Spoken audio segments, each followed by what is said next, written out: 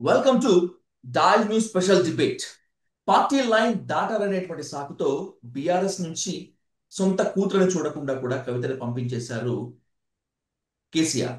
అయితే బయటకు వచ్చిన కవిత మౌనంగా ఉంటుందా అంటే ప్రెస్ మీట్ పెట్టి రోజుకొక బాంబు పేలుస్తుంది ఆమె. టార్గెట్ హరీష్ రావు, సంతోష్ రావు అయినప్పటికీ కూడా కవిత టార్గెట్ కేసీఆర్, కేటీఆర్ అనేటువంటిది లోక విదితమే. ఈ నేపథ్యంలో కవిత కొత్త పార్టీ పెడుతుందా, పెడితే తనకు ఎవరు సపోర్ట్ ఉంటారు, అసలు కొత్త పార్టీ మనగలుగుతుంది అనేటువంటి దానిపై ఇన్ డీటెయిల్ గా డెప్త్ గా డిస్కస్ చేద్దాం ప్రముఖ రాజకీయ విశ్లేషకులు వి ప్రకాష్ గారితో. సార్ నమస్కారం సార్. నమస్తే విజయ్. సార్, రోజు రోజుకి కవిత తన డోస్ పెంచేస్తుంది. నిన్నటి దానికి ఎమ్మెల్యేసీఎంఏ ఈ రోజు ప్రెస్ మీట్ కి, ఈ రోజు అయితే హరీష్ రావు మీద చేసినటువంటి ఆరోపణలు ఇక మనం ఆ, ఎంత మాట్లాడుకున్నా కూడా తక్కువే. ఏంటి సార్, నిజంగానే కేసీఆర్ కానీ కేటీఆర్ కానీ హరీష్ రావు, సంతోష్ రావు యొక్క కుట్రలను గుర్తించలేకపోతున్నారు సార్? విజయ్ గారు ఆమె ఒక లక్ష్యంతో వాళ్ళని అటాక్ చేస్తా ఉంది. ఆ ఆరోపణలు కూడా పెద్ద ఆరోపణలు ఏం కాదు. ఇప్పుడు ఆమె చేసిన ఆరోపణలు అనేటి ఏదో హరీష్ రావు గారు పాల వ్యాపారం అని, ఏదో గెస్ట్ హౌస్ గవర్నమెంట్ భూమి కబ్జా పెట్టాడని, ఇవేవి కూడా నిలబడేటి కావు. అంత పెద్ద హరీష్ రావు గారు చిన్న పాల వ్యాపారం చేసుకోవాల్సిన దుస్థితిలో ఉన్నాడా? ఆడ ఆయనకు భూమి లేదని చెప్పి ప్రభుత్వ భూమిని గెస్ట్ హౌస్ కట్టించుకుంటాడా? అంటే మనము వినడానికి కూడా చాలా అసహ్యంగా ఉన్నాయి ఆరోపణలు అనేటివి. అయితే ఒక కక్ష కట్టి ఆమె సంతోష్ని, తర్వాత హరీష్ని, అయితే ఇవాళ హరీష్ని సంతోష్ని బ్లేమ్ చేయడం అంటే అల్టిమేట్ గా ఈ పార్టీని వ్యతిరేకించడమే అవుతుంది. పార్టీ వ్యతిరేక ప్రచారం కిందకే వస్తుంది ఇదంతా కూడా. ఎందుకంటే పార్టీలో కీలకమైన వ్యక్తులు, ఆయనేమో మాజీ రాజ్యసభ సభ్యుడు, కేసీఆర్ గారికి ఎప్పుడు కూడా అంటిపెట్టుకొని ఉండే మనిషి. ఆ, ఒక రకంగా చెప్పాలంటే అపాయింట్మెంట్స్ కానీ ఏదైనా కూడా ఎంత పెద్ద వాళ్ళకైనా కూడా ఫిక్స్ చేసేది సంతోష్ గారు. ఆయన తక్కువ అంచనా వేయాల్సిన అవసరం లేదు. పదవి విషయంలో ఆయనకు ప్రధాన కార్యదర్శి గతంలోనే ఉన్నాడు పార్టీకి. తర్వాత హరీష్ రావు గారు టవరింగ్ పర్సనాలిటీ. ఇవాళ కేసీఆర్ గారి తర్వాత ఈ కేటీఆర్, హరీష్ ఇద్దరు కూడా సమ ఉజ్జీలుగా ఇవాళ పార్టీని నడుపుతున్నారు. అటువంటి వాళ్ళని బ్లేమ్ చేయడం అంటే ఇంకా ఒక ఉద్దేశపూర్వకంగానే ఈ పార్టీ భూస్థాపితం చేయాలనే ముఖ్యమంత్రి గారి ఆలోచనలకు అనుగుణంగా ఆమె ప్రచారం కనబడతా ఉంది. ఒకవేళ కనుక ఆమె ఈ ప్రచారాన్ని ఆపకపోతే ఆమె ఖచ్చితంగా రేవంత్ రెడ్డి కనుసన్నల్లో నడుస్తున్నదని చెప్పి మాలాంటి వాళ్ళం కూడా చెప్పాల్సిన పరిస్థితి వస్తుంది. ఆమె ఏం చేస్తున్నదో ఆమె సోయితోనే చేస్తున్నదా, లేకుంటే ఆక్రోషంతో కోపంతో చేస్తున్నదా? ఈ రోజు అంటే మేమందరం కూడా ఆమెను క్షమిస్తాం. ఎందుకంటే ఈ రోజు ఫ్రస్ట్రేషన్ లో ఉన్నది, ఏదో మాట్లాడిందని అనుకుంటాం. కానీ రేపటి నుంచి కనుక ఆమె ఈ రకంగా చేస్తే ఈ ఆమెను కూడా మేము తెలంగాణ ద్రోహులలోనే ఆమెను కూడా చేర్చాల్సిన పరిస్థితి వస్తుంది. నాన్నకు దగ్గర, అన్నకు దగ్గర అని చెప్పుకుంటూనే అన్నను, నాన్నను ఆ పార్టీని బొందబెట్టే ప్రయత్నం చేస్తున్నట్టుగా నాకైతే ఇవాళ చాలా కోపం వచ్చింది. ఆమె మాట్లాడిన మాటలు, అది ఒక మెచ్యూర్డ్ పొలిటీషియన్ లాగా మాట్లాడలేదు. ఇటువంటి మాటలు తెలంగాణ, ఎందుకంటే ఇవాళ ఆ కేసీఆర్ ఆమెకు తండ్రి అయితే కావచ్చు, కానీ తెలంగాణ మొత్తానికి ఒక పెద్ద దిక్కు. ఇవాళ హరీష్ రావు లాంటి వాళ్ళు మొదటి రోజు నుంచి ఉన్నారు. ఆమె ఏదో 10 నెలల తర్వాత వచ్చిండు హరీష్ రావు అని చెప్తున్నారు. తప్పది, నేనే సాక్ష్యం. ఆయన మొదటి రోజు నుంచి కేసీఆర్ గారితో ఉన్నారు. వీళ్ళ కుటుంబ సభ్యులలో మొదటి రోజు నుంచి ఉన్న ఒకే ఒక్క సభ్యుడు హరీష్ రావు గారు. కవిత గారు 2006లో వచ్చారు, 7లో బతుకమ్మ మొదలు పెట్టారు, 13, 14లో పార్టీలోకి వచ్చారు. కేటీఆర్ గారు 2006లో వచ్చి 2008లో పార్టీలోకి వచ్చాడు, 7, 8లో వచ్చాడు, ఉద్యమంలో భాగస్వామి అయ్యిండు. బట్ హరీష్ రావు గారు అనే 1999, 2000 నుంచే మేము కేసీఆర్ గారితో తొలి అడుగులు వేస్తున్న సమయంలో మా వెన్నంటి ఉన్న వ్యక్తి హరీష్ రావు గారు. హరీష్ రావు గారి మీద నోరు బారేసుకోవడం అంటే అది పార్టీ వ్యతిరేక ప్రచారం కిందకే తీసుకుంటాం. వ్యక్తిగతంగా హరీష్ రావు గారిని అన్నట్టుగా తీసుకోం. అంటే ఒక ఎనలిస్ట్ గా నాకే ఇంత బాధ అనిపిస్తుంది. ఎందుకంటే ఆ పార్టీ ఫౌండర్ గా రేపు తెలంగాణ భవిష్యత్తుకు ఏకైక ఆధారం కేసీఆర్ గారు, ఆ పార్టీ. మరి వాళ్ళ ఎవరినన్నా కూడా ఆ పార్టీ వ్యతిరేక ప్రచారం కిందకే తీసుకోవాల్సి వస్తుంది. కవిత గారికి ఉన్న ఆ గుర్తింపు కూడా రాబోయే రోజుల్లో ఆమె పతనాన్ని ఆమె కోరుకున్నట్టయితే, ఇవాళ ఇటువంటి ప్రచారం కనుక ఇక కంటిన్యూ చేసినట్టయితే, ఆమె జాగృతి తరఫున ఆమె కార్యక్రమాలు ఆమె చేసుకుంటే ఎవరికి ఇబ్బంది లేదు. నేను కోరుకున్నా కూడా జాగృతి ద్వారా ఆమె సామాజిక కార్యకర్తగా అనేక కార్యక్రమాలు నిర్వహించాలి. ఎందుకంటే ఇవాళ రాజకీయ నాయకుల కొరత లేదు, సామాజిక కార్యకర్తల కొరత ఉంది. కాబట్టి నేను ఆమె ప్రెస్ మీట్ తర్వాత మొదటిసారి మీతో స్పందిస్తున్నా. ఒక రకంగా నేను ఆమెకు హెచ్చరిక చేయదలుచుకున్నా. మీరు మీరు మీ కుటుంబంలో ఎన్నన్నా తగాదాలు ఉండని, మీ పార్టీ అనేది మీరు పెట్టింది కాదు, మేం పెట్టింది. ఆ పార్టీకి ఏం జరిగినా కూడా తెలంగాణ భవిష్యత్తుకు ప్రమాదకరమని మేము భావిస్తాం. ఆ పార్టీలో ముఖ్య నాయకుల మీద నోరు జారినా కూడా మీ పతనాన్ని మీరు కోరుకున్నట్టు అవుతుంది. తెలంగాణ సమాజం ఊరుకోదు అని చెప్పి నేను ఆమెను హెచ్చరించదలుచుకున్నా. 2018 ఎన్నికల్లో హరీష్ రావు ఉమ్. కొంతమంది ఎమ్మెల్యేలకు ఓన్ ఫండింగ్ చేశారు అనేటువంటిది ఆమె బలమైన ఆరోపణ. హరీష్ రావు తన వర్గాన్ని క్రియేట్ చేసుకునేందుకు ఇలా చేశారని చెప్పి అనుకోవచ్చా సార్, లేదంటే ఇది కూడా ఒక ఆరోపణగానే కొట్టేద్దాం? ఇప్పుడు పార్టీలో ఎంతమంది దగ్గర డబ్బులు ఉన్నాయి విజయ్ గారు మీకు తెలుసు కదా. సార్. ప్రతి ప్రతి ఎమ్మెల్యే కోటీశ్వరుడు కాలే కదా. ఉమ్. మరి కాంగ్రెస్ ఆనాడు చంద్రబాబు నాయుడు ఇద్దరు ఒక్కటే వచ్చారు వేదిక మీదకి. తెలుగుదేశము కాంగ్రెస్ తో పొత్తు పెట్టుకొని ఆ రోజు ఇద్దరు కలిసి కేసీఆర్ ను బొందబెట్టాలని చెప్పి ఎన్నికల ప్రచారంలోకి వచ్చినప్పుడు కేసీఆర్ గారు దొరకరు ఎలక్షన్ టైంలో. ఎవరిని అడగాలి వాళ్ళ డబ్బులు? కేటీఆర్ గారిని అడగాలి, హరీష్ రావు గారిని అడగాలి. ఈ ఇద్దరు కూడా వాళ్ళకి చేతనైనంత హెల్ప్ చేశారు. ఈ పార్టీలో ఏంటంటే మొదటి నుంచి కూడా ఉద్యమ స్ఫూర్తితో వచ్చిన వాళ్ళు ఉన్నారు, కానీ కోటీశ్వర్లు డబ్బు సంపాదించుకొని వచ్చిన వాళ్ళు చాలా కొద్ది మందే ఉన్నారు. ఎక్కువ 10 మంది కూడా ఉండరు బాగా. వాళ్ళంతా వాళ్ళు ఎవరి మీద ఆధారపడకుండా డబ్బులు ఖర్చు పెట్టగలిగేవారు. కొంతమంది మంత్రులుగా చేసినా కూడా ఎన్నికల సమయంలో వాళ్ళకు సపోర్ట్ చేయాల్సిన పరిస్థితి వస్తుంది. మత్స్యనాచార్ లాంటి వాళ్ళు స్పీకర్ గా పనిచేశారు, కానీ ఎన్నికలలో ఖర్చు పెడదామంటే జేబులో 10,000 ఉండని పరిస్థితి. మరి ఇది ఇంకో తీరుగా ఎందుకు అనుకోవాలి? తమ ఎమ్మెల్యేలను గెలిపించుకుంటేనే కదా హరీష్ రావు గారు రేపు నెక్స్ట్ మంత్రి అయ్యేది, కానీ కేసీఆర్ ముఖ్యమంత్రి అయ్యేది. కానీ అందుకని దాన్ని ఇంకో తీరుగా ఎందుకు అనుకోవాలి? ఒకవేళ డబ్బులు ఇస్తే ఇచ్చి ఉండొచ్చు. అది అది పార్టీ ప్రయోజనాల కోసం ఇచ్చాడు, కానీ ఆయన ఏమన్నా పోటీ పార్టీ పెట్టిండా లేదా వాళ్ళ మామను వదిలిపెట్టిపోయాడా?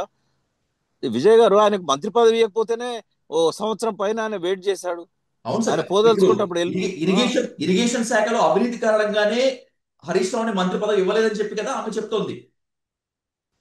ఆమె ఆమె ఆత్మసాక్షి తెలుసండి ఎవరి వల్ల ఆ, ఆయనకు మంత్రి పదవి రాలేదు. ఇరిగేషన్ మినిస్టర్ ఎవరు అడిగారు? ఇరిగేషన్ మినిస్టర్ కోసం కాచుకొని కూర్చున్న వాళ్ళు ఎవరు? ఇరిగేషన్ మినిస్టర్ కావాలని కేసీఆర్ మీద ఒత్తిడి తెచ్చిన వాళ్ళు ఎవరు? ఆమె అంతఃసాక్షిని అడగమన్నాడు, చెప్తుంది. Um. Right. Sir, KTR press meet పెట్టిన దీని తర్వాత స్పందించినా కూడా ఎక్కడా కూడా కవిత గారి గురించి అసలు ఏం మాట్లాడట్లేదు కేటీఆర్. లైట్ తీసుకున్నారా, లేకపోతే మాట్లాడటం అనవసరం అనుకుంటున్నారా? ఏంటి అసలు కేటీఆర్ స్ట్రాటజీ ఏమై ఉంటుంది? ఇప్పుడు ఆయన టిఆర్ఎస్ కి వర్కింగ్ ప్రెసిడెంట్ అండి. ఆయన నోట్లోంచి మాట బయటకు వచ్చిందంటే దానికి చాలా సీరియస్ రిపర్కేషన్స్ ఉంటాయి. కాబట్టి కవిత గారికి ఆయన ఒక అవకాశం ఇస్తున్నాడు, ఇప్పటికైనా నోరు మూసుకోమని. ఒకవేళ ఆమె నోరు మూసుకోకపోతే తెలంగాణ సమాజమే బగ్గుమంటది. కేటీఆర్ మాట్లాడాల్సిన అవసరం కూడా లేదు. సస్పెన్షన్ నాకు తెలిసి, మనకు తెలిసి రెండు విషయాలు ప్రకాష్ గారు. యా. ఒకటి దీర్ఘకాలికము, రెండోది శాశ్వత బహిష్కరణ. నిన్న పంపినటువంటి సస్పెన్షన్ లో దీర్ఘకాలిక అని లేదు, శాశ్వత అని లేదు. ఏంటిది, ఒక స్ట్రాటజిక్ మూవా సార్? మళ్ళీ కవితను పార్టీ ఆమె ఛాన్స్ ఉంటుందా? ఆ, ఎవరికైనా వెంటనే గొంతు పిసుకవడం అనేది పాలిటిక్స్ లో ఉండదండి. ఎందుకంటే ఒక అవకాశం ఇస్తారు, వాళ్ళు బాగుపడతారు, మారుతారు అని. కానీ వాళ్ళు సూసైడ్ చేసుకుంటాం, మేము ఉండం, మేము సూసైడ్ చేసుకుంటాం అంటే ఎవరు కాపాడే వాళ్ళు ఉండరు. ఇది హత్య కాదు, ఇది టిఆర్ఎస్ హత్య చేయలేదు. ఇది కవిత గారు ఆత్మహత్య చేసుకున్నారు రాజకీయంగా. రాజకీయాలలో ఎప్పుడు కూడా మీరు చూడండి, ఇవి హత్యలు ఉండవు, ఆత్మహత్యలే ఉంటాయి. వారు ఒక అవకాశం ఇచ్చారు, కనీసం తను ఏమైనా బుద్ధి మార్చుకుంటే మళ్ళీ వెనక్కి రావడానికి డోర్లు తెరిచి ఉంటాయని చెప్పడానికి సస్పెండ్ చేశారు, ఎక్స్పెల్ చేయలే కదా. మరి ఆమె నేను తండ్రి, అన్న ఇవన్నీ మాట్లాడుకుంటేనే పార్టీకి వ్యతిరేకంగా, పార్టీ నాయకులకు వ్యతిరేకంగా బహిరంగంగా ప్రచారం చేయడం. సరే, ఇవాళ ఏదో తప్పకుండా తెలంగాణ సమాజం అర్థం చేసుకుంటుంది ఆమె ఆక్రోశాన్ని, ఆమె బాధను. ఎందుకంటే ఆమె కూడా ఒక గొప్ప నాయకురాలు. ఆమె జాగృతి తరఫున ఆమె చేసిన కాంట్రిబ్యూషన్ తెలంగాణ చరిత్రలో ఎవరికి ఇష్టం ఉన్నా లేకున్నా సువర్ణ అక్షరాలతో ఉంటది. ఉద్యమంలో బతుకమ్మను ఒక ప్రతీకగా మార్చింది ఆమె. ఉద్యమాన్ని దేశ విదేశాలలో ప్రచారం చేసింది. కానీ హార్ట్ బార్న్ ఎక్కడైతే ఉందంటే మధ్యలో వచ్చింది ఆమె. ఇప్పుడు మేం కదా ఆ పార్టీని మొదటి నుంచి కూడా పెంచింది, పెద్ద చేసింది, కేసీఆర్ గారిని ముందు పెట్టుకొని నడిపించింది. అసలు తెలంగాణ ఉద్యమం 69లో ఎందుకు ఫెయిల్ అయిందంటే ఒక రాజకీయ లక్ష్యం లేకుండా, తెలంగాణ ఎట్లా వస్తుందో ఒక దిశ దిక్సూచి లేకుండా వచ్చింది కాబట్టి పిట్టల్లాగా రాలిపోయారు. సంవత్సరంన్నర తర్వాత చెన్నారెడ్డి గారు ఆ పార్టీని ఒక పొలిటికల్ పార్టీగా మార్చగలిగాడు. అంటే అప్పుడు చేసిన తప్పు ఇప్పుడు చేయకూడదని చెప్పి నేను, జయశంకర్ గారు, ఉమ్. ఆనాడు ఉన్న ముఖ్య నాయకులంతా, ఇన్నయ్య గారు కావచ్చు, అప్పుడున్న పాషం యాదగిరి లాంటి వాళ్ళు సలహాలు ఇవ్వడం కావచ్చు, కేశవరావు జాదవ్, భూపతి కృష్ణమూర్తి లాంటి వాళ్ళు, ప్రతాప్ కిషోర్ లాంటి వాళ్ళు, మేమందరం కూడా ఏం చెప్పామంటే 69 నుంచి గుణపాఠం తీసుకోవాలి, మనం పోవడమే రాజకీయ పార్టీతో పోవాలని చెప్పి ఆ రోజు కేసీఆర్ గారు చేసిన ఆలోచనలకు మేమంతా మద్దతునిచ్చాం. పార్టీ పెట్టాలి, పార్టీ ద్వారా పోవాలనే ఆలోచన కేసీఆర్ గారిది. దానికి మేమంతా కూడా సపోర్ట్ చేశాం. ఎందుకంటే ఆయన మమ్మల్ని కన్విన్స్ చేశాడు. తెలంగాణ ఉద్యమ అనుభవాలన్నిటి కూడా ఆయన 7-8 నెలల పాటు అవలోకనం చేసుకొని ఈసారి మనం ఉద్యమం ద్వారా కాదు పార్టీ ద్వారానే పోవాలని చెప్పారు. దానికి మేమందరం కూడా గతంలో అనుభవాలను నెమరు వేసుకొని మీరు చెప్పేది కరెక్ట్ అని అన్నాం. పార్టీ జెండా, పార్టీ పేరు, ఇవన్నీ కూడా. అప్పుడు ఎక్కడున్నారండి కవిత గారు? అమెరికాలో ఉన్నారు. ఆమె ఆ తర్వాత కేంద్ర మంత్రిగా కేసీఆర్ గారు ఉన్న సమయంలో కదా ఆమె ఇటు వచ్చి బతుకమ్మని మొదలుపెట్టింది. నేను అనేది ఏంటంటే ఆమె జాగృతి పేరుతో ఎంట్రీ ఇచ్చారు. ఆమె ఏం పార్టీలోకి నేరుగా రాలేదు. తెలంగాణ బిల్లు పాస్ అయిన తర్వాత నిజామాబాద్ ఎంపీగా ఆమె రాజకీయాల్లో అడుగు పెట్టారు. అంతకుముందు ఆమె తెలంగాణ ఉద్యమంలో ఉన్నారు తప్ప రాజకీయాలలో పార్టీలో లేరు. మధ్యలో 13 ఏళ్ల తర్వాత పార్టీలో అడుగుపెట్టి ఇవాళ ఈ పార్టీని భూస్థాపితం చేసే విధంగా ముఖ్యమంత్రి ఏదైతే కలలు కంటున్నాడో ఆయన ఆలోచనలకు రూపం ఇచ్చే విధంగా మాట్లాడితే కవితనే కాదు ఎవరినైనా క్షమించేది లేదు, ఉపేక్షించేది లేదు. ఆ పార్టీతో నాకున్న మమకారం కావచ్చు, ఆ పార్టీలో నేను ఒక వ్యవస్థాపక సభ్యునిగా ఇవాళ పార్టీతో నాకు ఏ రకమైన మెంబర్షిప్ లేకపోవచ్చు, కానీ ఆ పార్టీ మీద ఎటువంటి దాడి జరిగినా కూడా నేను మాత్రం క్షమించను వాళ్ళని. రైట్ సార్, ఒక ముఖ్యమైన ప్రశ్నతో ముగిస్తాను సార్. సార్, ఆ, ఇప్పటి పరిణామాలు చూస్తుంటే, రేపటి జరగబోయే పరిణామాలు అంచనా వేసుకుంటే కవిత ఖచ్చితంగా కొత్త పార్టీ పెట్టడం ఖాయం అనేటువంటిది రాజకీయ విశ్లేషకుల భావన. అండ్ బై ద సమయం నేను కూడా చాలా దగ్గరగా చూస్తున్నాను కాబట్టి నాకు కూడా అనిపిస్తుంది. ఒకవేళ గనక తెలంగాణ సమాజంలో కొత్త పార్టీ పెడితే కవిత మనగలుగుతుందా? And by the same way కవితతో బీఆర్ఎస్ కి ఎఫెక్ట్ ఉందా, పడుతుందా లేదా?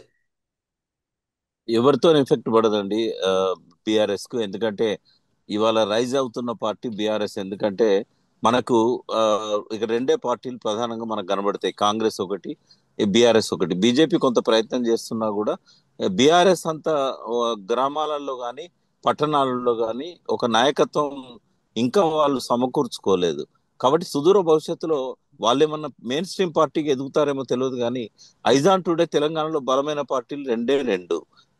ఈ రెండు పార్టీల మధ్యనే పోటీ ఉంటది. కానీ కవిత గారు పార్టీ పెట్టినా ఇంకొకరు పార్టీ పెట్టినా ఇక్కడ ఎప్పటి నుంచో వేళ్ళూనుకొని 1956లోనే కాంగ్రెస్ నుండి కొన్న సిపిఐ సిపిఎం లాంటివి ఉన్నా కూడా ఏది కూడా టిఆర్ఎస్ కు పోటీ కాదు. ఒకవేళ కవిత గారు పార్టీ పెట్టదలుచుకుంటే వెల్కమ్ చేస్తున్నాం. ఎందుకంటే పార్టీ పెట్టుకుంటేనన్నా కొంచెం డిసిప్లిన్ ఉంటుంది ఆ పార్టీకి.